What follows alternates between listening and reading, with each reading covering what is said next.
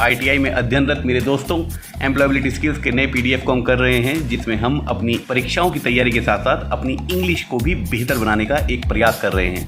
Module का नाम है बेसिक इंग्लिश स्किल्स। इसमें हमने 40 क्वेश्चंस तक सॉल्व कर लिए हैं। इस वीडियो में एक नए टॉपिक को शुरू करेंगे जिसका नाम है राइटिंग सिंपल सेंटेंसेस। एक सिंपल वाक्यों को इंग्लिश में लिखना, उनको फ्रेम करना, उससे संबंधित कुछ सवाल आएंगे, उनको सॉल्व करेंगे इस वीडियो में। पहला क्वेश्चन है 41। Every complete sentence has dash. Her complete sentence में क्या होता है? वन पार्ट, एक पार्ट नहीं होता। अच्छा, पार्ट्स को पहले मैं बता देता हूँ आपको। सेंटेंसेस में पार्ट्स क्या होते हैं? एक तो होता है कर्ता, जिसको हम सब्जेक्ट कहते हैं, मतलब जिसके लिए ये सेंटेंस कुछ बात बता रहा है। वो मैं हो सकता हूँ, वह हो सकता है, सीता, मोहन, गीता, कोई भी हो सकता है। जिसके बारे में इस सेंटेंस में कोई बात कही जा रही है वो होगा सब्जेक्ट, और बाकी सारी चीज़ें होंगी प्रेडिकेट। सब्जेक्ट और प्रेडिकेट। तो सेंटेंस को दो पार्ट में भी विभाजित किया जा सकता है। आपके कोर्स में सब्जेक्ट को 3 पार्ट में डिवाइड किया गया है, 3 पार्ट्स में बताया गया है। एक है सब्जेक्ट, जिसके बारे में कही जा रही है। एक है वर्ब, वह क्या कर रहा है। और आखिरी में है object. For example, Sita sings a song. इसमें सीता सब्जेक्ट है, सिंग मतलब गाना गाना एक क्रिया है, वर्ब है, अ सॉन्ग एक ऑब्जेक्ट है। मतलब सब्जेक्ट करने वाला, वर्ब क्या कर रहा है, ऑब्जेक्ट किस पर किया गया है वो कार्य। ठीक है, तो हमारे सेंटेंस में 3 पार्ट्स होते हैं, सब्जेक्ट, वर्ब एंड ऑब्जेक्ट। हालांकि सही जानकारी मैं आपको देना जरूर चाहूँगा, सेंटेंसेस में बहुत सारे पार्ट्स होते हैं। आपके कोर्स में भले ही उसको 3 पार्ट को लेकर समझाया गया हो, लेकिन सेंटेंसेस में बहुत सारे पार्ट्स होते हैं। उसमें सब्जेक्ट हो सकता है, वर्ब हो सकता है, कॉम्प्लीमेंट होता है, मॉडिफायर्स होते हैं, प्रेपोजिशंस, कंजक्शंस, बहुत सारे, और पंक्चुएशन मार्क्स। ये सारे पार्ट्स ही तो हैं सेंटेंस के। पर ठीक है, हमारे कोर्स में जो बताया गया है वो भी गलत नहीं है। तो सही आंसर इसका 3 पार्ट्स में होता है, subject, verb and object. Question number 42। The dash is what और whom a sentence is about. वह क्या चीज़ है, रिक्त स्थान में वह भरना है जिसके बारे में सेंटेंस कुछ बता रहा है। वह कौन होता है? कर्ता। उसको हम क्या कहते हैं? सब्जेक्ट। आंसर क्या हो जाएगा? सब्जेक्ट। प्रेडिकेट नहीं होता। सब्जेक्ट के अलावा जो भी सेंटेंस में लिखा हुआ है वो सारा प्रेडिकेट है। ऑब्जेक्ट भी वो नहीं होता। जिस पर वो कार्य किया जा रहा है उसको ऑब्जेक्ट कहते हैं, और वर्ब है वो कार्य जो किया जा रहा है। पर जिसके बारे में इस सेंटेंस में मैसेज दिया जा रहा है, कहा जा रहा है, हु या whom, इस तरीके के सवालों का जवाब देने के लिए सेंटेंस में जिस शब्द को चिन्हित किया जाएगा वो होता है कर्ता। whom मतलब किसके बारे में बात हो रही है, who मतलब कौन कर रहा है, वो करता ही तो होगा ना, उसको इंग्लिश में सब्जेक्ट कहते हैं। Question number 43। The correct order of a sentence is. ये हमें क्रम में बताना है कि किस क्रम में हम सेंटेंस को बनाते हैं, कौन सा सही क्रम है। सब्जेक्ट सबसे पहले आएगा, फिर वर्ब आएगा, और आखिर में ऑब्जेक्ट आएगा। जैसा मैंने आपको एग्जाम्पल बताया था, Sita sings a song. Sita subject है, उसके बाद सिंग आएगा, वर्ब है वो, और ऑब्जेक्ट है सॉन्ग। या Ajay goes to school. Ajay subject है, क्रिया है गोज़ टू स्कूल, स्कूल जाता है, कुछ होने का भाव, कुछ क्रिया का भाव आ रहा है ना इसमें। और ऑब्जेक्ट है स्कूल, कहाँ जाता है? स्कूल में जाता है। तो सही क्रम है इसका सब्जेक्ट, वर्ब, ऑब्जेक्ट। बाकी तीनों आंसर गलत हैं आपके कोर्स के हिसाब से, क्योंकि जो सेकंड ऑप्शन है उसको मैं गलत नहीं कह रहा हूँ। ऐसा हो सकता है कि हम सेंटेंस कुछ ऐसा ही बनाएं जिसमें सब्जेक्ट हो और वर्ब हो। जैसे रोहित प्लेज, रोहित खेलता है, सेंटेंस पूरा हो गया है और इसमें ऑब्जेक्ट नहीं आया है। हमने ये नहीं कहा कि रोहित प्लेज क्रिकेट। अगर क्रिकेट कह देते तो ऑब्जेक्ट हो जाता। पर ठीक है, हम आपके कोर्स के हिसाब से इसको समझाने की कोशिश करेंगे। जो सही क्रम है वो है सब्जेक्ट, वर्ब एंड ऑब्जेक्ट, पर जरूरी नहीं है कि ऑप्शन बी गलत हो। Question number 44। Radha has learned how to write a sentence which is the subject in this sentence. हमें ये बताना है, जो ऊपर दिया हुआ सेंटेंस है इसमें सब्जेक्ट कौन है, कर्ता कौन है, और लिखा क्या हुआ है? Radha has learned how to write a sentence. Radha ने सीख लिया है कि वाक्यों को कैसे लिखा जाता है। किसने सीख लिया? हु का आंसर क्या आएगा? राधा आएगा ना, तो आंसर है राधा। लर्नड नहीं होता, लर्नड एक क्रिया है, वो वर्ब की श्रेणी में आएगा। हाउ और सेंटेंस इसका आंसर नहीं है, बी और सी ऑप्शन गलत है, राधा है subject. Question number 45। Choose the correct sentence. नीचे दिए हुए सेंटेंस में सही क्रम में कब ये सेंटेंस बनेगा वो हमें विकल्प को चुनना है। The road runs on cat. आपको ये सही लग रहा है? सड़कें बिल्लियों पर चलती हैं अरे बिल्ली सड़क पे चलती है ना, तो क्या हो जाएगा answer? The cat runs on the road. करता कौन है? बिल्ली। तो सबसे पहले कौन आएगा? बिल्ली। फिर क्या आएगा? वर्ब। वर्ब क्या है? रन, मतलब भागती है। और ऑब्जेक्ट क्या है? The road. ठीक है, बात समझ में आ गई आपको? आंसर बी सही है, बाकी सारे आंसर गलत हैं। बेसिक इंग्लिश स्किल्स में अगला जो हमारा टॉपिक है वो है रीडिंग एक्टिविटी। इसमें पहला क्वेश्चन है 46th। The most effective way to get information is by. सबसे ज़्यादा प्रभावशाली तरीका जानकारियों को हासिल करने का कौन सा है? राइटिंग। हम लिखकर जानकारी हासिल नहीं करते हैं, प्राप्त नहीं करते हैं, हम लिखकर जानकारी देते हैं। लिखकर हमें जानकारियाँ नहीं मिलती हैं। टॉकिंग नहीं कहूँगा, बातचीत करके भी हम करते हैं, लेकिन उसको टॉकिंग नहीं कहते हैं, कन्वर्सेशन कहते हैं, डिस्कशन कहते हैं। डिस्कशन अगर लिखा होता तो फिर मेरी नज़र से वो आंसर सबसे पहले हो जाता। मतलब सबसे अच्छा जो तरीका है जानकारी हासिल करने का, सही तरीका, इफेक्टिव तरीका, वो डिस्कशन होता है। पर डिस्कशन क्योंकि ऑप्शंस में नहीं है, टॉकिंग है। टॉकिंग करना मतलब बातें करना। बातें तो फजूल की भी की जाती है ना, तो उससे जानकारियाँ हासिल नहीं होती हैं। बातें करना और डिस्कशन करना अलग बातें होती हैं। तो बी ऑप्शन भी अच्छा नहीं लग रहा। रीडिंग और एक्टिविटी, इन चारों ऑप्शन में रीडिंग सबसे सही है।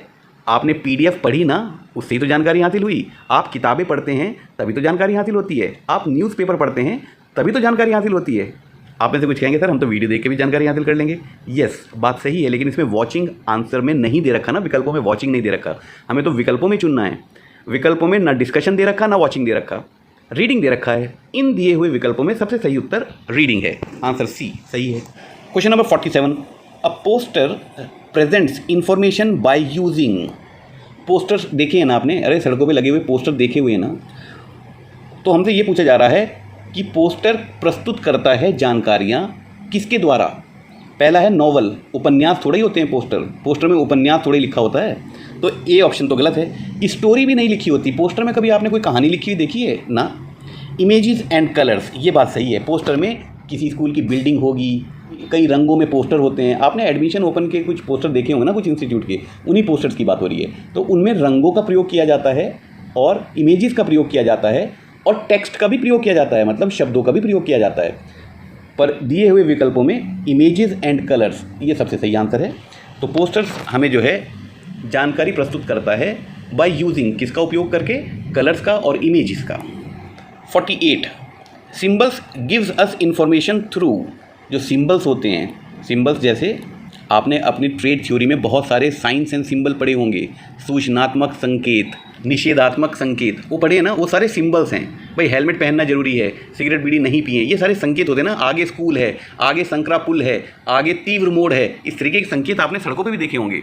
तो हमसे ये पूछा जा रहा है कि symbols gives us information through, किसके द्वारा दिए जाते हैं ये संदेश हमें? इमेजेस के द्वारा।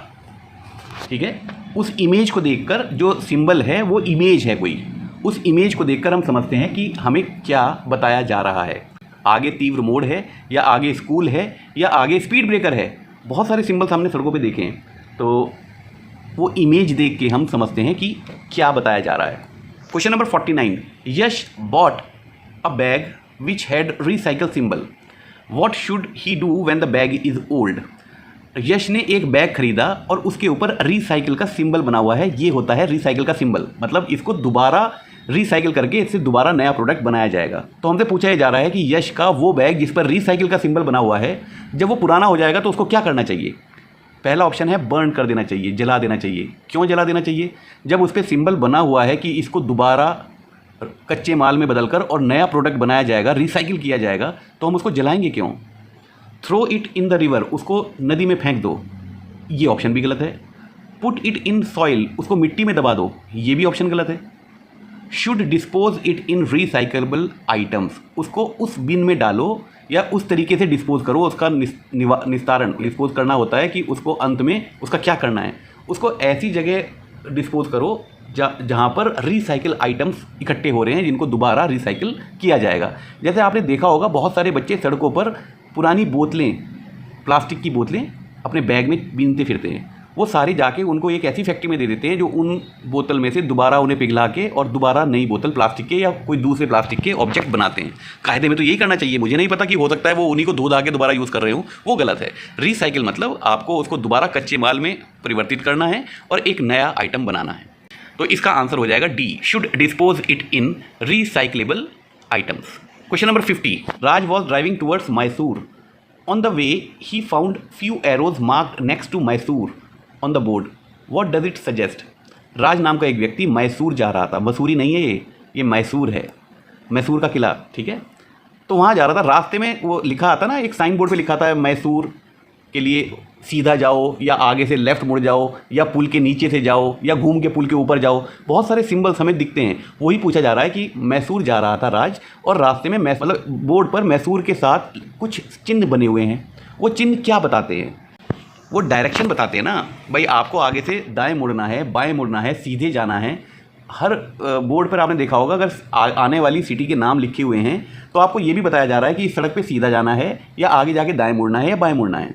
मैप नहीं होता वो, और ना ही वो रास्ता बताता है, वो रास्ते का नाम नहीं बता रहा कि आपको नेशनल हाईवे नंबर 1 पे जाना है। वो शहर का नाम और उसके बाद एक तीरे के द्वारा, एक एरो के द्वारा आपको डायरेक्शन बताता है कि इस रोड पर आगे जाके आपको किधर मुड़ना है। नन तो आंसर होता नहीं है। अगला टॉपिक है स्पीकिंग, जब हम बोलते हैं इंग्लिश में उससे रिलेटेड कुछ सवाल होंगे। क्वेश्चन नंबर 51 है, people can hear the emotions and see our facial expression when we.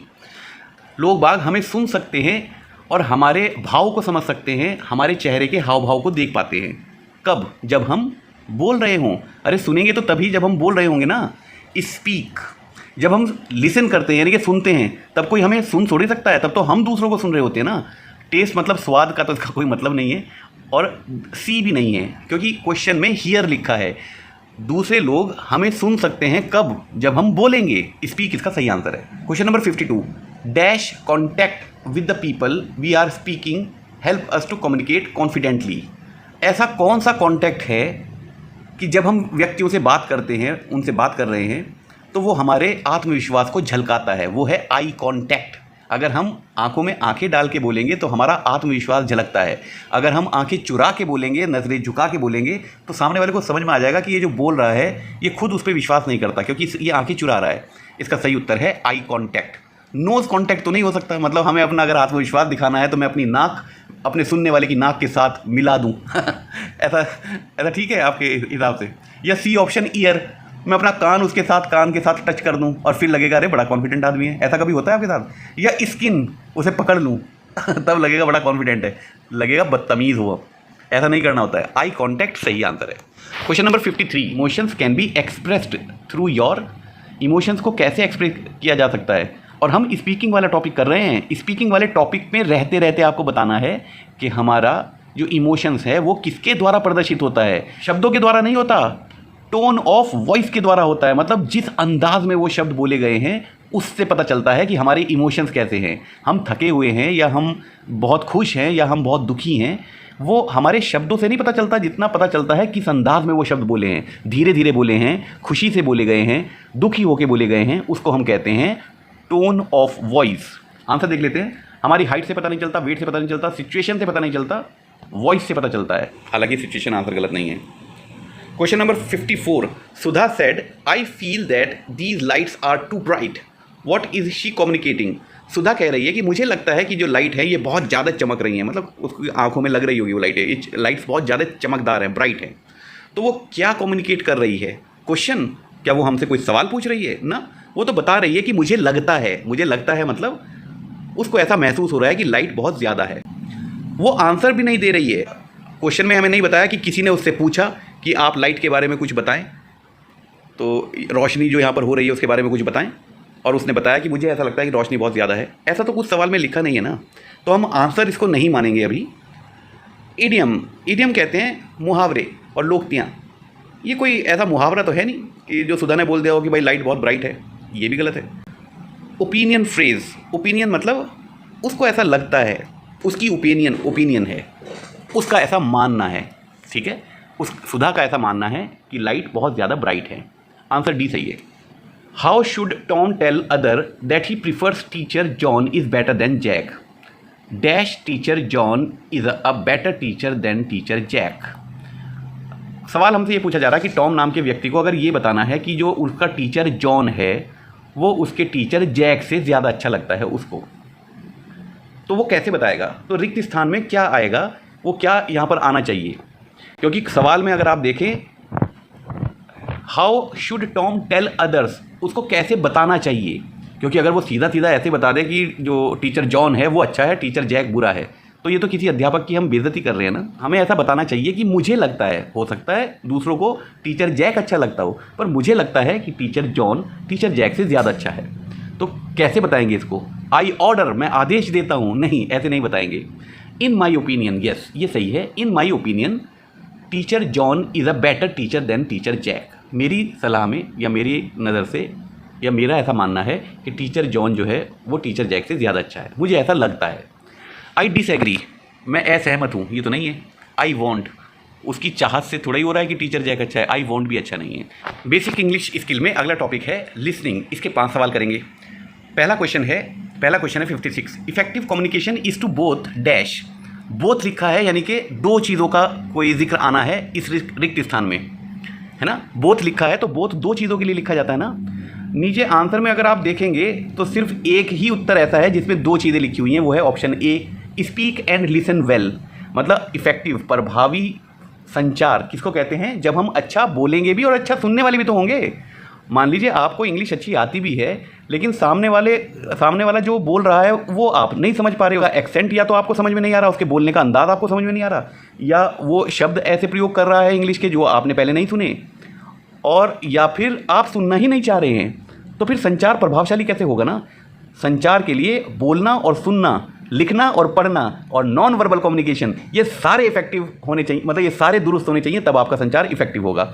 पर क्योंकि हमारे प्रश्न में सिर्फ एक ही उत्तर ऐसा है जिसमें 2 शब्द लिखे हुए हैं, speaking and listen well, speak and listen well, तो यही आंसर सही हो जाता है। Question number 57। We have to dash for instructions in classroom. जब हम क्लासरूम में बैठे हैं और कोई हमें इंस्ट्रक्शन यानी कि निर्देश दिए जा रहे हैं तो हमें क्या करना होगा? लिसन करना होगा।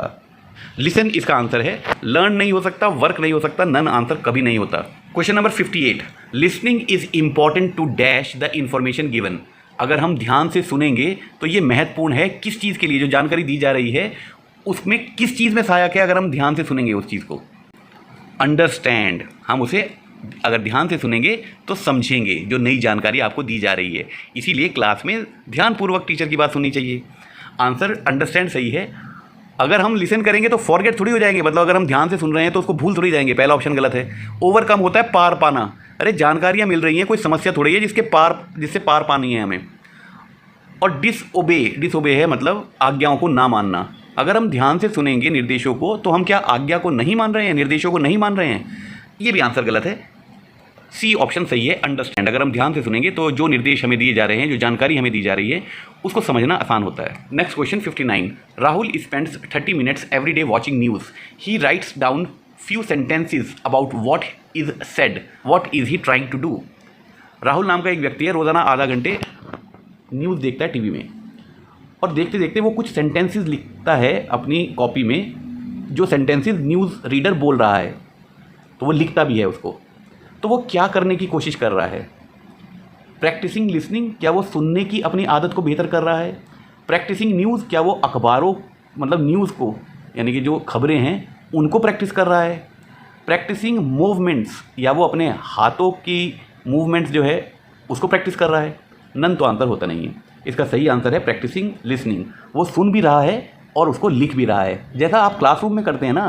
भाई टीचर कुछ बोलता है, आप उसको ध्यानपूर्वक सुनते हैं और फिर अपने नोट्स बनाते हैं, है ना। इसको हम प्रैक्टिसिंग लिसनिंग कहते हैं कि जो आपने सुना उसको समझ लिया और उसके बाद अपने शब्दों में उसको एक बार अपने नोट्स में लिख लिया, फिर आप उसको कभी नहीं भूलते हैं। इसको प्रैक्टिसिंग लिसनिंग कहते हैं। Question number 60। Teacher Meena advise her student to write down 2 or 3 sentences when she explains the lesson.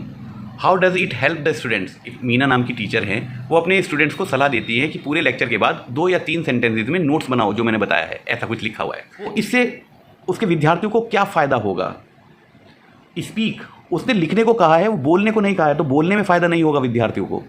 Recollect what she said, ये आंसर सही है। अपने पूरे लेक्चर में जो टीचर मीना हैं उन्होंने जो भी कहा है उसको रिकलेक्ट करना, मतलब उसको दोबारा उस पर ध्यान लगाकर और समझना कि पूरा टॉपिक किस बात पे था और उसके मुख्य पॉइंट्स क्या हैं। इसको कहते हैं recollect what she said in the lecture. Writing के लिए नहीं है वो, राइटिंग के लिए तो वो ब्लैक बोर्ड पे लिख देगी कुछ भी और कहेगी कि आप भी अपनी कॉपी में ये सब उतार लो, तो हो सकता है वो तो राइटिंग है।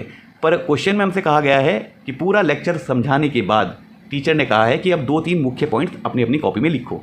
इससे क्या अच्छा होगा उनके विद्यार्थियों में, क्या किस में मदद मिलेगी उनके विद्यार्थियों को? रिकलेक्ट व्हाट शी सेड, ना रीड भी आंसर गलत है, पढ़ थोड़े रहे हैं, वो लिख रहे हैं। बेसिक इंग्लिश स्किल्स में अगला टॉपिक है talking about likes and dislikes, हमारी पसंद और नापसंद के बारे में कुछ बातें कर लेते हैं इंग्लिश में, वो भी है ना। क्वेश्चन नंबर 61, थिंग्स और activities that we enjoy are, जो चीज़ें और जो कार्य हम करने में हमें अच्छा लगता है उनको हम क्या कहते हैं? डिसलाइक नापसंद कहते हैं उन्हें, नेगेटिव नकारात्मक कहते हैं उन्हें, बोथ ए एंड बी नकारात्मक भी कहते हैं और नापसंद भी कहते हैं। अरे भाई हमसे पूछा जा रहा है जो हमें पसंद है उन्हें क्या कहते हैं? उन्हें हम लाइक्स कहते हैं, हमारी पसंद, लाइक मतलब पसंद। अगला क्वेश्चन है 62, dislikes are things towards which we have, dislikes वो वस्तुएं होती हैं जिनके प्रति हमारे मन में, हमारे अंदर क्या होता है? Negative emotions. बात सही है ना, कुछ खिंचाव महसूस होता है, उन्हें हम पसंद नहीं करते हैं। नेगेटिव नकारात्मक भाव हमारे अंदर होता है, उन चीज़ों को हम पसंद नहीं करते। पॉजिटिव इमोशंस तो नहीं होते ना, अगर पॉजिटिव इमोशन होंगे तो हम उन चीज़ों को पसंद करेंगे। अरे भाई मान लीजिए तुम्हारा कोई फेवरेट टीचर है, तो उसके प्रति कुछ जुड़ाव होगा, उसको हम पॉजिटिव इमोशन कहते हैं, तब तो तुम उसको पसंद करोगे ना। और किसी टीचर को अगर आप पसंद नहीं करोगे तो उसके प्रति कोई नकारात्मक भाव अंदर होगा, तभी तो नापसंद करोगे ना। हमसे तो डिसलाइक पूछा गया है कि नापसंद कब करेंगे? जब नकारात्मक इमोशन होंगे। लाइक्स तो नहीं होगा, लाइक्स तो पसंद किए जाने को कहते हैं और नन आंसर नहीं होता है।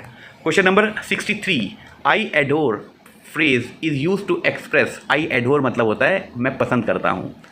ये जो फ्रेज़ है आई एडोर, ये किसके लिए, क्या प्रदर्शित करने के लिए, मतलब क्या बताने के लिए यूज़ किया जाता है? हमारी पसंद को बताने के लिए किया जाता है। जब मैं कहता हूँ आई एडोर यू, मैं आपको पसंद करता हूँ। आई एडोर मतलब पसंद करना। तो आंसर देख लेते हैं कहाँ ढूंढ के, कहाँ से निकालेंगे? A strong admiration, it strong admiration मतलब बहुत ज़्यादा पसंद किया जाना। जब हम इस भाव को प्रकट करना चाहते हैं तब हम इस शब्दों के समूह, जिसको फ्रेज कहते हैं इंग्लिश में, उसका प्रयोग करते हैं। आई एडोर यू या आई एडोर वॉचिंग कौन बनेगा करोड़पति, ठीक है। एडमिरेशन मतलब जब हम बहुत ज़्यादा पसंद करते हैं किसी चीज़ को। Question number 64, Naveen is fond of dogs, Naveen नाम का एक व्यक्ति है जिसको कुत्ते बहुत पसंद हैं। बट शीतल हेट्स डॉग, शीतल नाम की एक लड़की है, उसको बिल्कुल पसंद नहीं है कुत्ते। इन this sentence who likes dogs, इस सेंटेंस में वो कौन है जिसको कुत्ते पसंद हैं? अरे नवीन है भाई, वो नवीन को कुत्ते पसंद हैं क्योंकि वो फॉन्ड ऑफ मतलब उसको बहुत पसंद है। फॉन्ड ऑफ का मतलब ही पसंद होना है। ये इसलिए बताया जा रहा है कि ताकि आप इन शब्दों को अपनी कम्युनिकेशन में यूज़ करें, ठीक है। आपकी इंग्लिश इंप्रूव हो, आपकी वोकैबुलरी बढ़े, आपको नए नए इंग्लिश के शब्दों का मीनिंग पता हो, उनका सेंटेंस में यूज़ करना पता हो। अच्छा है ये सब। क्वेश्चन नंबर 65, स्मिथ के आगे एक्सक्लेमेटरी मार्क लगा है तो इसको बोला भी ऐसे ही जाएगा, भाव के साथ बोला जाएगा। Smith, would you like playing cricket और फुटबॉल दिस इवनिंग? कोई पूछ रहा है स्मिथ से कि वो स्मिथ आज शाम को फुटबॉल या क्रिकेट खेलना पसंद करोगे? If Smith likes to play both how will he answer, अगर स्मिथ को दोनों ही पसंद हो, क्रिकेट भी और फुटबॉल भी, तो वो कैसे इसका आंसर करेगा? मतलब इस आगे जो लिखा हुआ है सेंटेंस उसको कैसे पूरा करेगा? रिक्त स्थान, प्लेइंग एनी ऑफ देम, उनमें से कोई भी खेलना। रिक्त स्थान में क्या भरूं?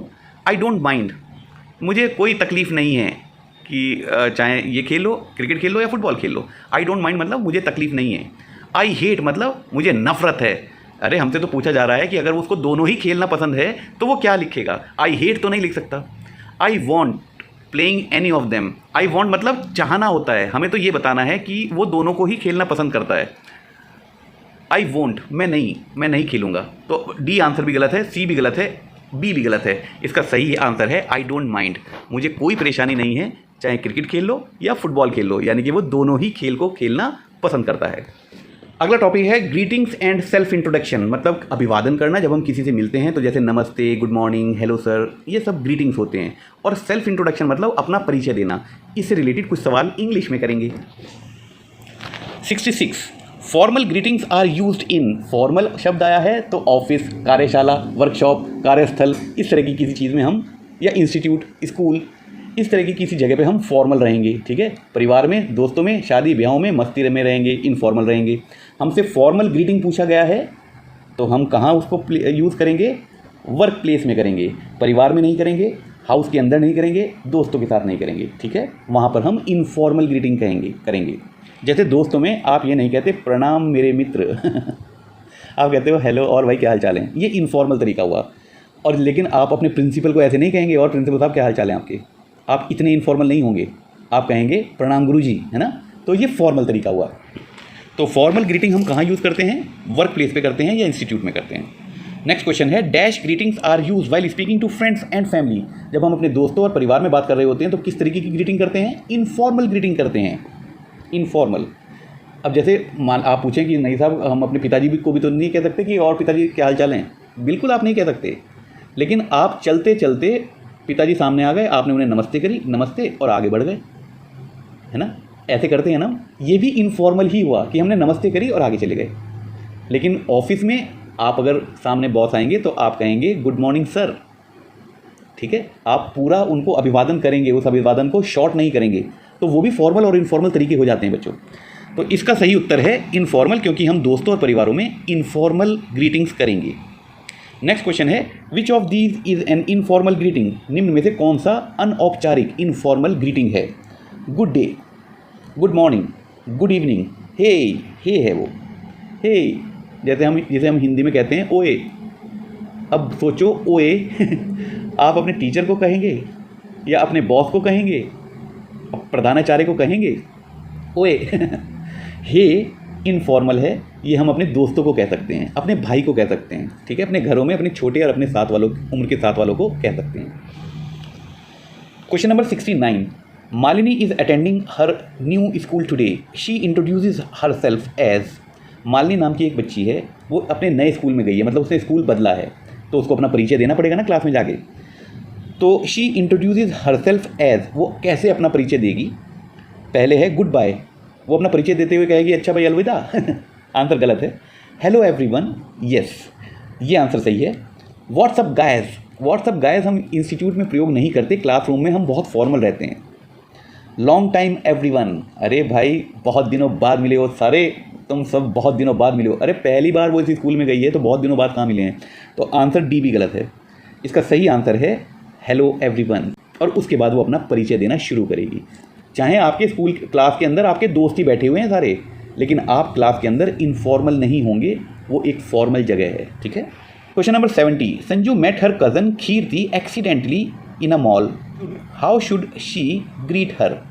संजू नाम की एक लड़की है और वो अपनी कज़न यानी कि अपनी चचेरी या ममेरी बहन कीर्ति से मॉल में अचानक मिल गई। दोनों मॉल में शॉपिंग कर रही हैं, दोनों अमीर होनी चाहिए फिर तो तो अगर अचानक मिल गई हैं तो वो उसको कैसे ग्रीट करेगी, कैसे उसका अभिवादन करेगी? देखो बहनें हैं तो फॉर्मल नहीं रहेंगे, और ना वो इंस्टीट्यूट में मिल रहे हैं, ना वो वर्कशॉप में मिल रहे हैं, वर्क प्लेस पे मिल रहे हैं, तो इनफॉर्मली ग्रीट करेंगी ना। भाई बहनें हैं, वो ऐसे नहीं कहेगी और मेरी बहना कैसी, प्रणाम आपको, सबसे पहले मेरा अभिवादन स्वीकार करें, ऐसे थोड़ी कोई बात करती हैं बहनें। आंसर देख लेते हैं। पहला आंसर है लॉन्ग टाइम नो सी, अरे बहुत दिनों बाद तुम्हें देखा है ना, कहाँ हो तुम, ऐसा कह सकते हैं, ये इनफॉर्मल तरीका है। What are you doing here, तुम यहाँ क्या कर रही हो, ऐसा भी पूछा जा सकता है। मतलब बहनें तो कुछ भी पूछ लेंगी भाई। थैंक यू, थैंक यू तो नहीं कहेगी।